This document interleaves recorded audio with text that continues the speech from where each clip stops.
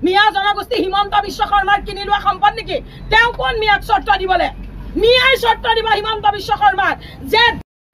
অসমত থাকিবলে হয় যদি ৰাজনীতিত থাকিবলে হয় তেনেহলে সাম্প্ৰদায়িকতা বন্ধ কৰক এয়া মিয়াৰ হৈ মই চৰ্ত দিছো আৰু কোনো অধিকাৰ নাই কোন হয় তেওঁ মিয়া গিটাক গৰুচুৰ গিটা বাংলাদেশী গিটা এই ধৰ্ষণকাৰী গিটা এই নকল টকা বনোৱা গিটা ড্ৰাগছ বেপাৰী গিটা ভাং বেপাৰী গিটা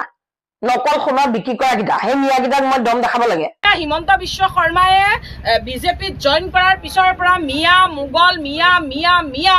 বাল্য বিবাহ অধিক সন্তান বহু বিবাহ এই বুলি কৈ মিয়া শাক-পাচলিত পয়জন দিছে মানে সাৰ বেছি কৰি পয়জন দিছে মিয়াক সাফা কৰি দিব লাগে কেৱল মিয়া কৈ থকা কাৰণ তেওঁলোক হিংস্ৰ